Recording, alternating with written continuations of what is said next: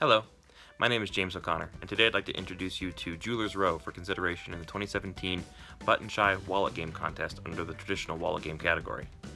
Jeweler's Row is a simple but strategic card game which brings the fun and flavor of a Match 3 style video game to your tabletop, featuring cards like this one, which have a pattern of gems which is mirrored on the front and on the back. The game can be played by 1 to 4 players in about 15 to 20 minutes.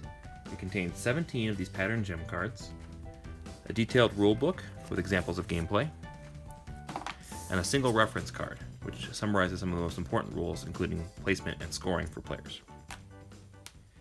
Before the game begins, each player will get a piece of paper on which they will notate the 4 colors of the gems in the game: red, white, blue, and purple. This is how players will track the points during the course of the game. When everyone's ready, you will take the stack of cards, shuffle them, and deal them out amongst the players so that every player has an equal number of cards. There will always be 1 to 2 cards left over depending on the number of players, and those will be placed in the middle to start the game. On a player's turn, they'll take the top card of their stack of cards and look for places to place it in order to score points. Players are looking for patterns of gems in the different colors. What makes Jeweler's Row truly unique is the limitless flexibility that players have when placing their cards. They can be placed in any orientation, either side up, adjacent to, and even on top of other cards. The only rule is that some part of the card must be touching the tabletop surface directly. It can't be completely on top of another card. When a player places their card, they're going to look for patterns that they formed off of their card in order to score points. If they get 3 in a row, that's worth 1 point. So that would be 1 point in red here, and 1 point in red here, which they would notate on their paper for 2 points total. If they get 4 in a row,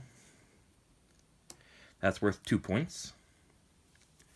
And if they get 5 or more in a row, such as this column of red, that gives you -1 point.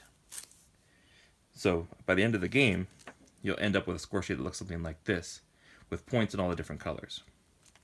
The negative points become important in final scoring, where you're going to give your lowest scoring color to another player to add to their total. So once the last card has been placed, you'll look at your scorecard, and you'll look for the lowest number, including negative numbers, and you'll give that to your opponent on your left.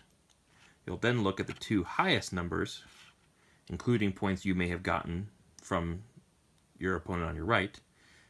You'll look at the 2 highest totals, combine those, and that will be your total. So let's say our opponent had given us an additional white point or additional blue point in addition to what we had scored here. Then our total in blue would be 9, and our second highest would be 4. So we'd add those together for a total score of 13. So let's continue off the examples that we built here. So when I'm placing a card, I'm looking for patterns in colors that I can score for points in both horizontals, verticals, and diagonals. So here's a simple example in purple. Place the card here, I'll get 1 purple point, which I would then notate on my sheet as 1 purple point. Now, getting a little more complex, when I place this next card, you can score colors, and you can score multiple colors with a single card play. So, for example, if I'm looking for blue and purple, I might place this card something like this. That would give me 1 purple here, 1 purple here, and 1 purple here for a total of 3 purples. Again, I'll put notating that on my score. This would also give me 1 blue point here for this diagonal, and 1 blue point here for this vertical. So again, going back to the score sheet, notating 2 points. If I've been looking for red instead, purple or red, then I might have placed this card something like this, which would give me 2 purples in this row here, and 2 reds in this row, and an additional red for this diagonal.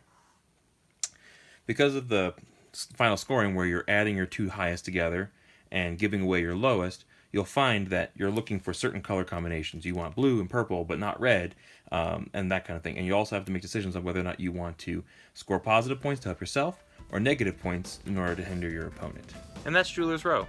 After a play or two and everyone's familiar with the mechanics, you can optionally use a smartphone or other device to add a 1-minute timer to the placement of each card. That really transforms the puzzly nature of each placement into a much more frantic race for points. Thank you so much for your consideration.